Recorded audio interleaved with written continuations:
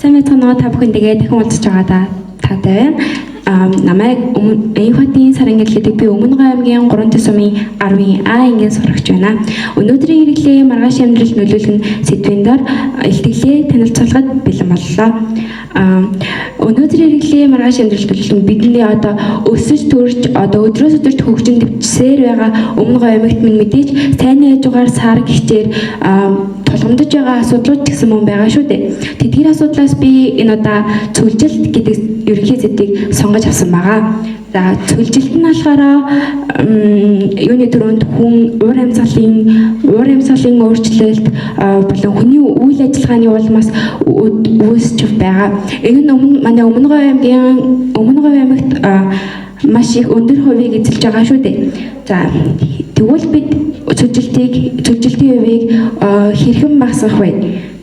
За юуны төрөнд би бол Өмнөг аймгийн аймагаас алслагдсан 3 тусмын жирэлний малчин айлын хөдөлтэй. Манай хөдөөгөр нь болохоор уул уурхайтай ойрхон байдаг. Тэгээ уул уурхайтай ойрхон байснараа олон салаа зам үүссэн. Яагаад олон салаа зам гэж яг юу вэ? Яагаад үүсээд байгаа юм болоо? Одоо өдөр тутамдаа уул уурхайгаас 3 тусмын чиглэлд маш олон машин ийшээ тийшээ зорчдог. Тэгээд хүмүүс маань болохоор зөвхөн нэг үүсгэсэн замаараа л явуулдаггүй. Одоо нэг үүсгэсэн дахин өөр замууд үүсгэсээр одоогийн байдлаар бол яг 4-5 м юм өргөнтэй маш өргөн зам үүссэн байгаа.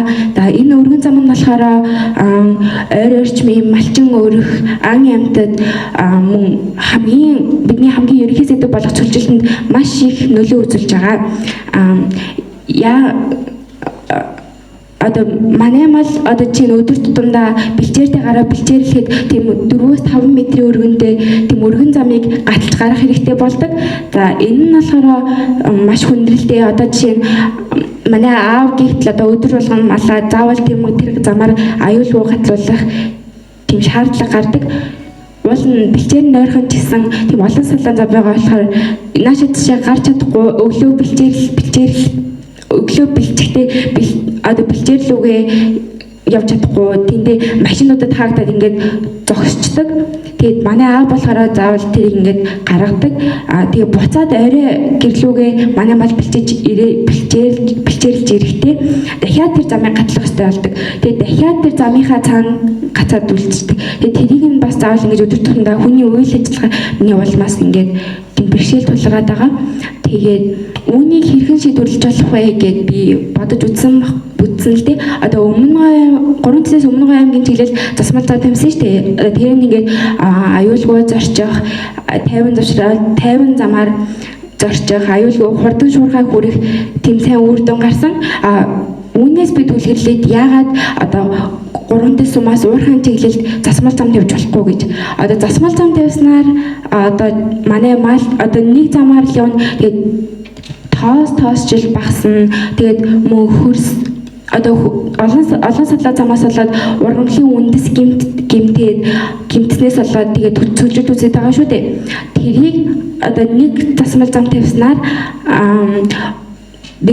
гимтсэн үндсэн эргэж сэргээд ургамал норгоо ургаад манай малын бэлчээр ч гэсэн тийм хомсдол үүсгэж сэргийлж чадна гэж би хувьдаа бодсон. За тэгээд эргээд ганц засмал зам тавиад орхилгүй замынхаа хажуугаар мод ургамал тарих юм бол яах юм бол ургамал ногоо замынхаа хажуугаар ургамал ногоо тарих юм бол байгаль орчин цэвэр цэмцгээр тоос жилтгүү маш олон сайн үр дүнд хүрэх юм аа. За тэгээд анхаарал хандуулсанд баярлалаа.